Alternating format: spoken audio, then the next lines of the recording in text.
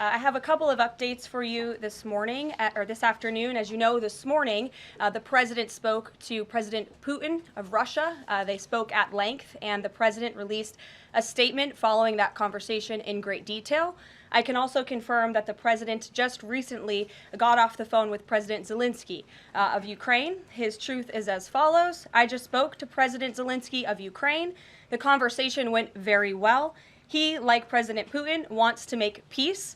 We discussed a variety of topics having to do with the war, but mostly the meeting that is being set up on Friday in Munich, where Vice President J.D. Vance and Secretary of State Marco Rubio will lead the delegation. I am hopeful that the results of that meeting will be positive. It is time to stop this ridiculous war where there has been massive and totally unnecessary death and destruction. God bless the people of Russia and Ukraine. I myself just spoke to the president about these calls, and he told me to tell all of you they were very good calls, they were very positive, and the administration is wholeheartedly committed to a peace deal to end once and for all the Russia-Ukraine war. More on that later. I'm sure you'll have more questions to ask. This week, the president has continued to deliver on his promises to the American people. According to new polling that was released at the beginning of this week by CBS News, an overwhelming 70% of Americans said that President Trump is following through on what he pledged to do during his historic campaign. The poll also revealed that Americans see President Trump as a tough, energetic, focused, and effective leader fighting hard to improve their lives and our country. And yesterday, in particular, was a truly special day for the United States of America. Thanks to the great leadership of President Trump and the strong and tough leadership of President Trump, Mark Fogel, an American teacher detained by Russia, was returned to American soil and met with the president here at the White House last night. Special Envoy Steve Witkoff and the rest of President Trump's incredible national security team helped to negotiate the exchange that secured Mark Fogel's release. This event shows a good faith effort from Russia, and it's a sign, as I just said, that we are moving in the right direction to end this brutal war. Malphine Fogel, Mark's 95-year-old mother, was understandably very worried that she would never see her son again after his arrest in 2021. Mrs. Fogel was actually slated to join President Trump on stage at the July 13th Butler, Pennsylvania rally to speak out for Mark. And then the infamous assassination attempt against President Trump took place. But that day, before the rally, President Trump promised Mark's mother that when he returned to the White House, he would bring her son home. God saved President Trump's life on that day in Butler, Pennsylvania, and now Mark Fogel is back home safely with his family as a result. God is good. The president also continues to bring back common sense to our government. This week, he signed an EO to end the procurement and forced use of paper straws. Taxpayer dollars were wasted on these non-functional and massively unpopular products for no other reason than it made radical activists feel good about themselves. And on trade, President Trump continues to take bold action to protect America's critical steel and aluminum industries, much like he did in his first term. And the president signed proclamations to close existing loopholes and exemptions to restore a true 25% tariff on steel and elevate the tariff on aluminum to 25% as well. This administration believes these tariffs will protect our national security and put American workers first. And in the Oval Office yesterday with Elon Musk, President Trump took further action to make our federal government more efficient and effective. He signed an EO implementing the DOGE Workforce Optimization Initiative. Now agency heads will coordinate and consult with DOGE to significantly shrink the size of the federal workforce and limit hiring to essential positions only. The unaccountable bureaucracy will finally be reined in. On another important matter this morning, Senate Republicans continued to confirm President Trump's exceptionally qualified nominees, most recently Director of National Intelligence Tulsi Gabbard, who will be joining us later at the White House for her swearing-in ceremony. It's imperative that the remainder of the president's cabinet nominees are confirmed as quickly as possible. On another important matter this week, illegal alien criminals continue to be arrested and sent home as part of the ongoing mass deportation effort of the Trump administration. Just this week, 2 planes with 190 Venezuelan illegal aliens arrived in the Venezuelan capital from Fort Bliss, Texas. Here are some of the criminal illegal aliens who were arrested in the country this past week. ICE Atlanta arrested a citizen of Nigeria who had been convicted of money laundering. ICE San Antonio arrested a citizen of Mexico who had been convicted of assault. ICE Denver arrested a citizen of Mexico who had been convicted of aggravated assault. And ICE Houston arrested a citizen of Mexico who had been convicted of aggravated assault. Now, before I take questions, I would like to address an extremely dishonest narrative that we've seen emerging over the past few days. Many outlets in this room have been fear-mongering the American people into believing there is a constitutional crisis taking place here at the White House. I've been hearing those words a lot lately. But in fact, the real constitutional crisis is taking place within our judicial branch, where district court judges in liberal districts across the country are abusing their power to unilaterally block President Trump's basic executive authority. We believe these judges are acting as judicial activists rather than honest arbiters of the law, and they have issued at least 12 injunctions against this administration in the past 14 days, often without citing any evidence or grounds for their lawsuits. This is part of a larger concerted effort by Democrat activists and nothing more than the continuation of the weaponization of justice against President Trump. Quick news flash to these liberal judges who are supporting their obstructionist efforts: 77 million Americans voted to elect this president. And each injunction is an abuse of the rule of law and an attempt to thwart the will of the people. As the president clearly stated in the Oval Office yesterday, we will comply with the law in the courts, but we will also continue to seek every legal remedy to ultimately overturn these radical injunctions and ensure President Trump's policies can be enacted. So here in our new media seat today, we have Chris Pavlovsky, an entrepreneur who has a strong passion for protecting freedom of speech. Chris started the video sharing platform Rumble in 2013 with a mission of protecting a free and open internet from censorship by big tech and governments around the globe. The platform has always been a place for independent creators to share their authentic opinions, and they have always included President Trump, in contrast to the way he was censored by other platforms in years past. Since its founding, Rumble has grown exponentially, recently marking 67 million monthly active users. It's a lot of users. If you're watching right now and interested in sitting in this seat, you can apply, whitehouse.gov/newmedia. With that, I will take your questions. And Chris, why don't you kick us off on this very busy news day? Karoline, thank you very much to you and President Trump. It's an honor to be sitting here in the new media seat for the White House press briefing and to be able to demonstrate why freedom of expression is so important. Rumble was the victim of censorship at the hands of multiple foreign governments. It's clear there are still many countries who oppose free speech and even target American companies. Can you describe what the administration will do to protect U.S. interests and values worldwide? Sure. Well, thanks for the very important question. And I think that free speech and ending censorship, both here at home and also abroad, is an important part of President Trump's agenda. I think first, President Trump has led by example on this front as the leader of the free world, the president of the United States, with his show of access and transparency on a daily basis. The president takes questions from all of you almost every single day and really reveals what he's thinking and feeling, and I think that serves as a great example to the rest of the world.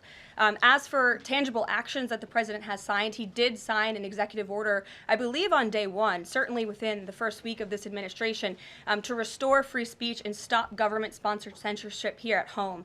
And the EO made it very clear that federal employees are not allowed to engage in any activity that would infringe upon the American people's right of free expression. So I think the president has led quite strongly on this. And I would just add, this is part of the reason we have a new media seat, to invite new voices into this room. Again, we're going to need to expand this room because so many people are interested, and we're very excited about that. It's a privilege to cover this White House, but we want all voices to be heard. So thanks for being us with here, Chris, and I hope you enjoy the briefing. Sure. Jordan. Thanks, Caroline. Data out this morning showed that consumer prices were up across a variety of goods, and just before that report, though, President Trump called for lower interest rates. The Fed said it's holding rates steady to try and tamp down further inflation. So how would lowering rates help keep inflation in check for the American people? Sure. Well, first of all, on the inflation point, we did receive those numbers, and they were worse than expected, which tells us that the Biden administration indeed left us with a mess to deal with. It's far worse than I think anybody anticipated, because unfortunately the previous administration was not transparent in where the economy truly was. We know people at this very podium told the American people that inflation was transitory and that it would go away. That was not the case. And now the last report of the Biden administration, as revealed today, shows that inflation is still about 4.5% higher over the past 3 months. This is an indictment on the Biden administration's mismanagement of the inflation crisis and their lack of transparency in addressing it. As for tackling inflation and interest rates, the president has made his position on this very clear. He wants interest rates to be lower, he wants inflation to be lower, and he believes that the whole of government economic approach that this administration is taking will result in lower inflation. I have said that from this podium many times. The president had record low interest rates and inflation rates in his first term. He believes that the economy can handle it and withstand it. And we're doing a lot to tackle the inflation effort on this front. It's a whole of government economic approach, and I've talked about what we're doing to tackle inflation quite a few times from this podium. Can you update us on reciprocal tariffs? That's going to come before Prime Minister Modi's visit tomorrow. I do believe it will come before the Prime Minister's visit tomorrow, and I will let the President discuss the details on the reciprocal tariff front. But this is something he believes strongly in, and it's very simple logic as to why the President wants to impose reciprocal tariffs. It's the golden rule, which we all learned when we were growing up in school. Treat others the way you want to be treated, and far too many nations around this world have been ripping off the United States of America for far too long, and that's why the President believes this will be a great policy that will benefit American workers and improve our national security. JJ. On Doge and the fraud claims, Elon Musk in the Oval yesterday gave us some information on that. We're just wondering if there's some proof, evidence. Is the White House willing to share evidence of those fraud claims, or can Elon Musk come to the briefing room and share material evidence of what he's talking about? Sure. I would love for Elon Musk to come to the briefing room. That's why we had him go to the Oval Office yesterday, where I think he provided great answers. He was speaking in layman's terms, speaking common sense to all of you in the media, but also to Americans at home. But I would say especially to all of you in the media, because I think it's a real fallacy that there's this alleged lack of transparency when it comes to Doge.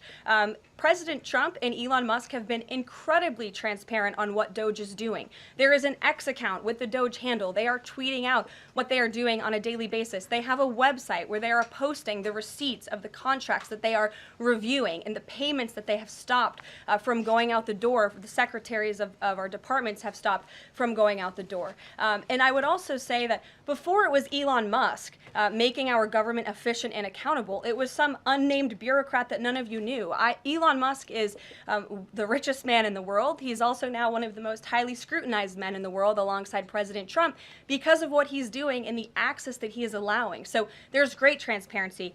As for the actual receipts, we are happy to provide them, and I actually brought some today because all of you know I love to bring the receipts. We have contracts upon contracts that we can send and provide this information to you. Let me be very clear. We are not trying to hide anything. We have been incredibly transparent, and we will continue to be. These are screenshots of contracts that Doge found across our government. This is a DEI contract, $36,000 for U.S. citizenship and immigration services. That is against the president's policies and his America First agenda. This is a $3.4 million contract, a Council for Inclusive Innovation at the U.S. Patent and Trademark Office, Department of Commerce, another DEI contract that Doge identified. I can continue to go through these. Oh, I love this one, $57,000 for climate change in Sri Lanka. What is this doing to continue the interests of the American people? Absolutely nothing. These are the line items across the federal government that Doge is identifying daily. They're moving very fast. There's a lot of paper that we can show you, but we're happy to do it. This administration has been more than transparent about what Doge is doing. And here's one of their tweets that they posted about the mine. I believe this is in Pennsylvania, where the federal employee retirement system is being processed. Did anybody know this was even happening in our country before Elon Musk talked about it in the Oval Office yesterday? A lot of Americans didn't. So we are providing transparency and accessibility on a daily basis when it comes to Doge. And I also have a Doge Daily Report, if anybody would like it, on all of the things that they are identifying and finding. We're happy to provide this information to you. We're talking about it every single day. Are all those things you just mentioned fraud, or are they waste, or are they just contrary to the president's policies? I would argue that all of these things are fraudulent, they are wasteful, and they are an abuse of the American taxpayer's dollar. This is not what the government should be spending money on. It's contrary to the president's priorities and agenda. And again, we can continue to provide you the receipts for all of the fraud, waste, and abuse. And if anybody in here wants to argue that the federal government is not fraudulent in some capacity, be my guest, because I think the American people watching at home would beg to differ. Caroline? Mary. Hey, more on the judges. Does the White House believe the courts have the authority to issue these nationwide injunctions? We believe that the injunctions that have been issued by these judges have no basis in the law and have no grounds, and we will, again, as the president said very clearly yesterday, comply with these orders, but it is the administration's position that we will also ultimately be vindicated, and the president's executive actions that he took were completely within the law, they were constitutional, and we look forward to the day where he can continue to implement his agenda. And I would just add, it's our view that this is the continuation of the weaponization of justice that we have seen against President Trump. He fought it for 2 years on the campaign trail. It won't stop him now. Brian. Yes. I want to go back to Doge just for a second. Earlier, the subcommittee headed by Chairman Marjorie Taylor Greene, her and her staff discovered $2.7 trillion in improper payments to Medicare, Medicaid, overseas, to people who should not have gotten it. Some of this room might have missed that press conference. Can you elaborate on what the president is thinking at this point? Well, again, that's another example. There's a very long list of the fraud, waste, and abuse that Doge is identifying on a daily basis. Elon Musk also talked about yesterday about Social Security payments that are going out the door for people who are no longer with us, unfortunately. I would say that is certainly fraud. There's also a lot of contracts they've identified that, just as a hypothetical example, are $1 million, but only 500,000 went out the door. So where's the rest of that cash? And so that's the thing. Those are the things that Doge is working on every single day. And I would just remind everybody in this room, this is what President Trump campaigned on doing. He's delivering on a promise that 77 million people elected him to do. James. Thank you very much, Caroline. Two foreign policy questions, if I may. Sure. First, the statement that was released after this morning's phone calls identified Mr. Witkoff as the special envoy who will be part of the delegation that undertakes to resolve the Russia-Ukraine war. I had thought that that individual was General Kellogg, and so can you clear that up?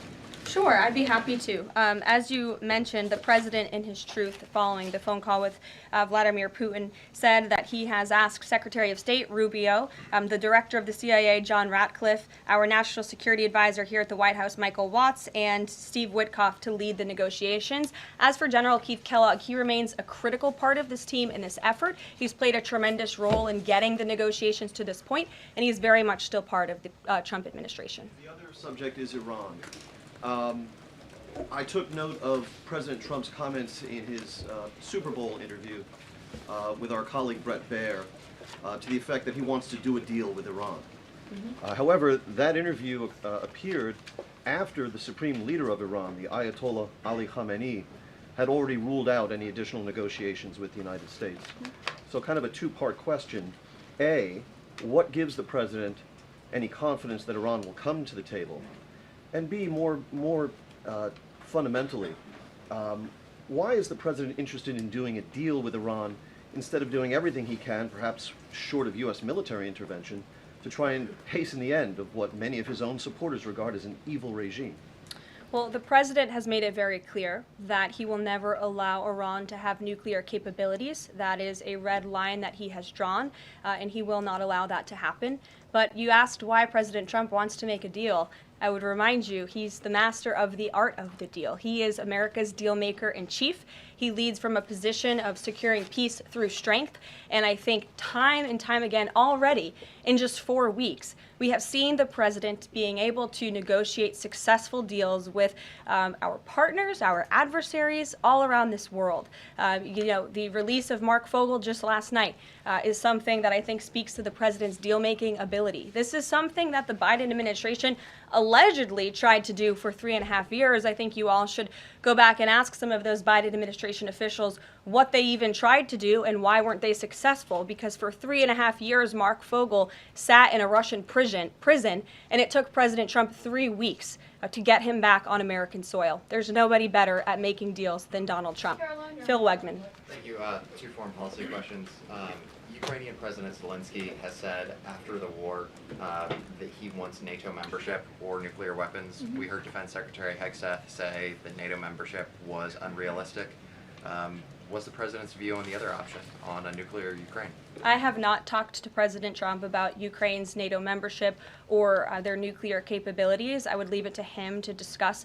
But I will tell you again that Secretary Rubio and also the Vice President, J.D. Vance, will be meeting directly with President Zelensky in Munich on Friday, and I'm sure they will provide a readout of that conversation and that discussion. And then the second question, given that this administration has called on Europe to take more responsibility for their own defense, I'm wondering, will the EU or any other European nation other than Ukraine be involved in these peace talks?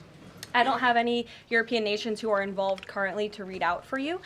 Certainly, the president has employed a very strong team or deployed a very strong team to continue these negotiations. And the fact that he was on the phone with both President Putin and President Zelensky today shows that he's very much involved in this effort as well. And then just a follow-up, I guess. Sure. Should we expect the president to negotiate in person with Zelensky and Putin? I don't have anything to read out on that for you today. Maggie, good to see you. Thanks for taking the question. You talked about the transparency with Doge and Elon Musk's press availability yesterday. There is a conflict of interest law in place that says that people who have personal interests can't interact with government entities that could touch on those. Has President Trump signed a waiver for Elon Musk? Does such a thing exist?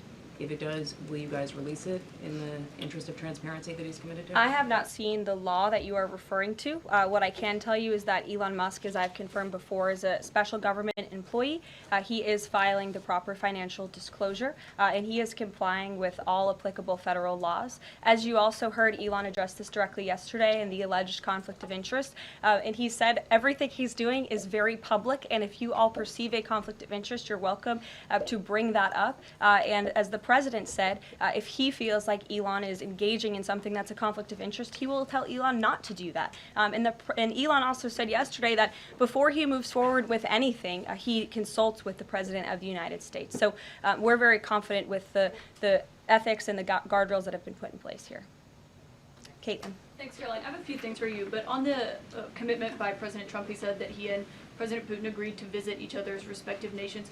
Are there any preconditions that President Trump has that President Putin must do before he goes and meets with him, withdrawing some forces, withdrawing all forces, anything like that? Not that I'm aware of. That doesn't mean they don't exist, but I was just talking with the president in our national security team. I wasn't made aware of any conditions, but if they exist, I'm happy to provide those. And on the president himself, he styles himself as this master negotiator.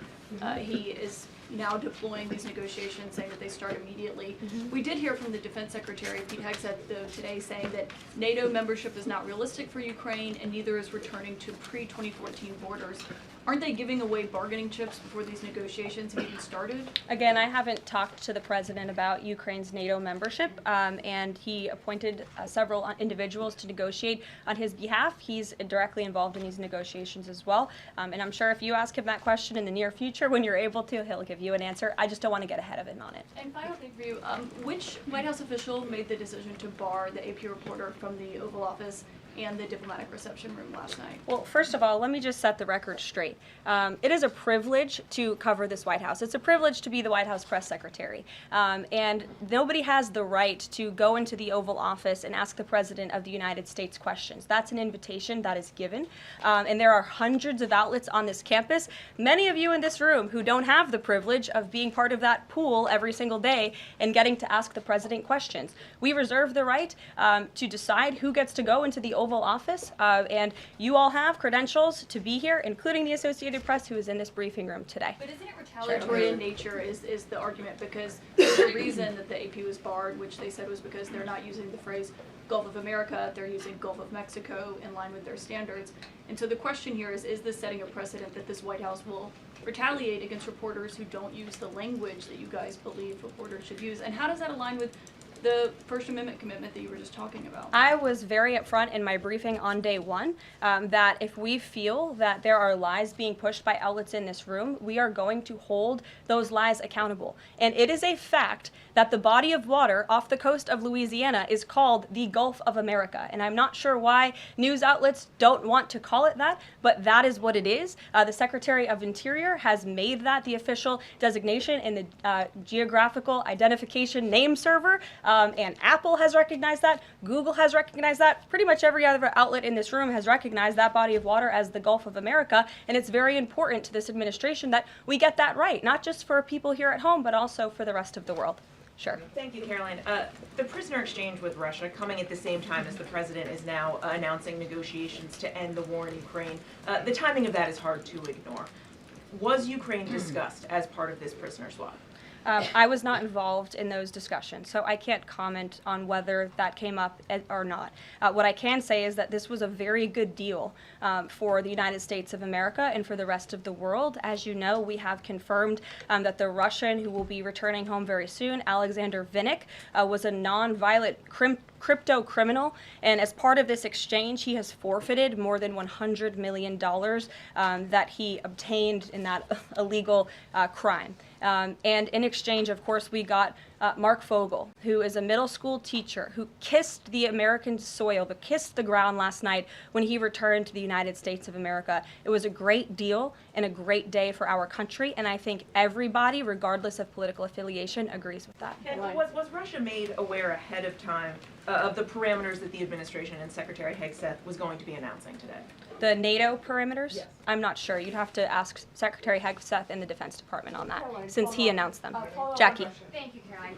Just to be clear, so when we're listening for a shift in position on U.S. policy, should we only listen to the president and maybe not the Secretary of Defense? Because what he outlined today would represent a shift in U.S. policy. I'm not saying that. I'm just saying I speak for the President of the United States behind this podium, and I will let him discuss that. Can you tell us any more about the next hostage releases? I understand another American's coming out today. Sure. I'm glad you asked. It speaks to President Trump's deal-making ability, and we can confirm the safe release of one American and two individuals from Belarus, one of whom worked for Radio Liberty.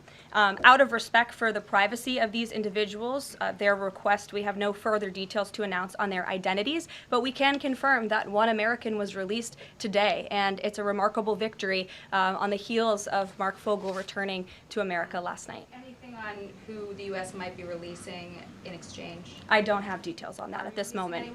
I don't have details on that at this moment. I do know that these three individuals have been released and are on their way home to their respective countries. Karoline, thank you so much. Can you explain how President Trump envisions the war in Russia and Ukraine coming to an end? Does he expect Ukraine to hand over all the territory in question? Again, these negotiations are ongoing. I will allow the president to divulge any red lines that he may set, but I think as deals in the past have come to fruition, the president has proven one of the things that makes him a very effective negotiator is not revealing what he's anticipating from both sides, but he is at the forefront of these negotiations in addition to the very qualified individuals who he's tasked with speaking to both President Putin and President Zelensky. And speaking of deals, a meeting with the President of the United States offers any foreign leader credibility. Was it part of the prisoner swap with Fogel that President Trump agreed to meet with Putin? Again, I was already asked this question. I said I was not made aware of that, but we can certainly get you an answer on that. I'll check in with the NSC. Sure, Monica. Thanks, Caroline. It's clear that this administration is dedicated to both truth and transparency. We know that with DOJ, but we also know that because this administration recently announced it's going to declassify the assassinations of Martin Luther King Jr., JFK, and RFK. I'm wondering, is it likely that we're going to see more information regarding the assassination attempts on the president's life while he was on the campaign trail? In regards to the assassination of the individuals you mentioned, President Trump signed that executive order directing the respective agencies to do it. I know that that process continues and is ongoing. He's committed to transparency and the declassification of these very important files that I think many Americans are not only interested in learning about, but also have the right to know about. As for the two heinous assassination attempts on the president's life, he's spoken to this publicly. I've spoken to him about it privately, and as he said publicly to all of you, he feels he has a right to know about further information about the individuals who tried to kill him, tried to take his life. And so, if and when we get that information, I'll leave it up to the president to decide whether or not he would like to reveal it. But I believe in the effort of transparency that we've seen consistently from this president, he certainly will. Daniel. Thanks, Caroline. I wanted to ask you about the $59 million that FEMA sent to New York City migrant hotels. Secretary Kristi Noem just put out a statement saying that she's clawed back the full payment that FEMA activists unilaterally gave to NYC migrant hotels. She wrote, "Mark my words, there will not be a single penny spent that goes against the interest and safety of the American people." What does the response of the Trump administration send to any federal bureaucrats that are thinking about obstructing the president's agenda? They will be held accountable. The president is signing executive orders daily, and he expects all officials across the administration, regardless if they are a political appointee or if they are a career bureaucrat, to adhere to the will of the American people and the 77 million Americans who re-elected President Trump. He's here for a reason, and he is focused every day on implementing his administration's goals, and sending $59 million to a migrant hotel to house illegal immigrants when there are still people in North Carolina and California who have not received FEMA funding is not something that this administration is going to tolerate. Deanna. Thank you so much, Caroline. One on New York and one on Russia, please. On New York City Comptroller Brad Lander is accusing DOGE of clawing back $80 million that was intended for New York City FEMA funding. Wondering if you've heard about that figure, if that figure is accurate, and why that money was taken back. I have not heard about that figure. DOGE is moving very quickly, but I can get the receipts and gladly send them to you. I know that story is likely of great interest to the New York Post. And then one John. on Russia, please. Sure. Is President Trump waiting for a kind of signal or an action from Putin to go to Russia? And would he be willing to go to Ukraine in the future? I don't have any decisions to make on the president's potential visit to Russia or any in-person meeting at this time. John. Thanks a lot, Caroline. Two questions, one on foreign policy, one on domestic policy. Following up on the president's call that he had with President Putin, does the president view Russia, does he view President Putin as an ally, as a partner, as a competitor, or as an adversary? I believe this nation views Putin and Russia as a great competitor in the region, at times an adversary, but as the president has said as well, he enjoys having good diplomatic relationships with leaders around the world, finding that common ground, also calling them out when they are wrong, and leading from a position of peace through strength. That's the president's greatest strength, and we've seen that again, time and time again. And then, as you pointed out in your statement regarding the confirmation of Tulsi Gabbard, there was one Republican who voted against the nomination of Tulsi Gabbard. It was Senator Mitch McConnell. Similarly, how does the administration view Senator McConnell? Can he be a partner in the president's legislative agenda? Are you disappointed that he voted against not only Tulsi Gabbard, but also Pete Hegseth to be the defense secretary? I think we're greatly disappointed in any Republican who chooses willfully to vote against the president's exceptionally qualified cabinet nominees and picks to lead his America First administration. Not a single Democrat swayed from voting against President Biden's nominees, and we know how many of them turned out. They turned out to be atrocious at their jobs, leaving America much worse than they were when they took the oath of office. And so I've said it repeatedly from this podium. I addressed it at the beginning of my remarks. We expect all Republicans to vote, to stay tough and strong, vote for President Trump's nominees so we can get to work and continue to work very hard to implement this president's agenda. Sure. Thank you, Caroline. On South Korea is currently in a chaotic situation. How does the President Trump react to the current chaotic situation in South Korea? Secondly, if South Korea needs help from United States, what role do you think the U.S. will play? Sure. I haven't spoken to the president about the ongoing situation in South Korea. I would defer you to his previous statements. And I can also see if I can get you something new from the National Security Council, who I'm very confident the officials that are focused on South Korea are on this. I just haven't spoken to them about it, but I'm happy to provide that for you. Yes. Thank you, Karoline. Does Elon Musk have power of the presidency? Absolutely not. Right. That's a ridiculous question. I asked that question because, you know, the Democrats have been hurling insults at Elon Musk, hurling attacks, calling him President Musk. Most recently, Jamie Raskin, the congressman, took it a step further, calling for Musk's impeachment, saying that he somehow usurped the power of the presidency. What's your response?